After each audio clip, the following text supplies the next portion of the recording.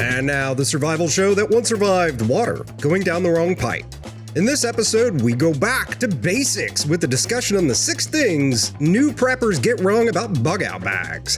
Howdy and welcome to In the Rabbit Hole's Urban Survival Podcast. This is episode number 285. I'm your host, Aaron, and you are in the rabbit hole, safe and sound.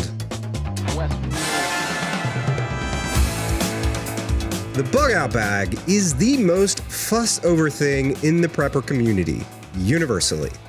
It makes sense. In a way, there are 3 core reactions nearly all creatures have to a threat, real or perceived: fight, flight, and freeze. And a favorite methodology people have for dealing with things is to buy stuff. Put the 2 things together, addressing flight and buying a solution, and we come to the bug-out bag, a collection of stuff to help you run away from the zombie platypus apocalypse. Herein lies the first mistake new preppers make: building a bob for the least probable catastrophe to happen in their life. Hey, I get it. Something wound you up and you are convinced of an imminent threat. Something is on its way. But if we sit back and think logically about what will probably happen, it is unlikely to be the crisis you're most concerned about. Think about that for a second. What has a high probability? The answer: the mundane personal crises. Those include examples like a job loss, medical emergency, a dead car battery, a local natural disaster, and on they go. Think of bobs this way. They are a kit filled with the bare essentials, to help you get out the door quickly, reduce stress, and facilitate your basic needs for 72 hours.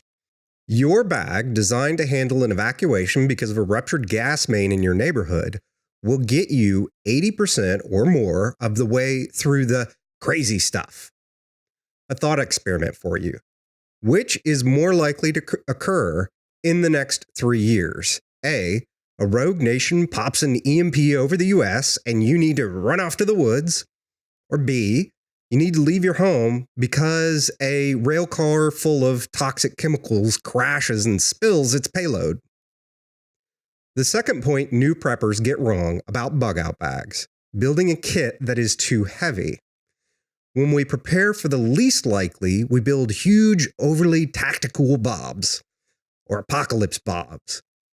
Now, apocalypse bobs are made with the belief they need to contain every conceivable answer to every thinkable problem in a without rule of law or grid down scenario.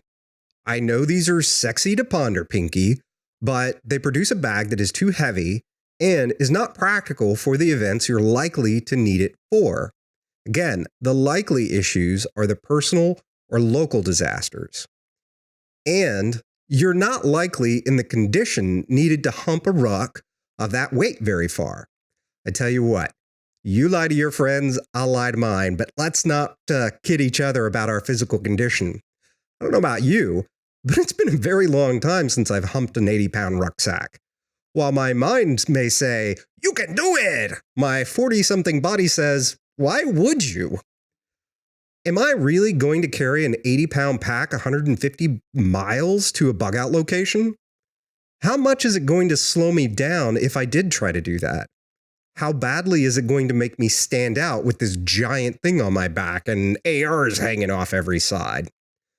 Another thing which will help you pare down your obese bag is to consider where you're going.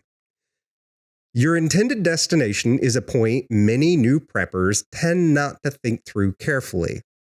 They make a lot of assumptions, focus on the extreme events, and pick the first forest or person's house that pops into their head. I'll give you a hint of where you're not going: the nearest state park. Guess what? Everyone else thinks that too. And it's not where you want to be, surrounded by a whole bunch of people. Number 4, new preppers tend not to consider systems of support. What I mean by that is not merely building a single bag that sits at home. Instead, think where you spend a large chunk of your time at work and in transit to and from work. If you spend a large chunk of your day at work or in transit, what you have with you becomes essential. Your Bob is at home. Think through what you have with you and what is in your vehicle. Is it a collection of random stuff like a fishing yo-yo and other junk spread about your vehicle? Or is it a concise set of things separated into two kits focused on reality and the task at hand? A vehicle repair kit and a get home bag. The point here is to answer the question of how you're going to get home to your Bob and hopefully your loved ones too. Do you have a get home bag?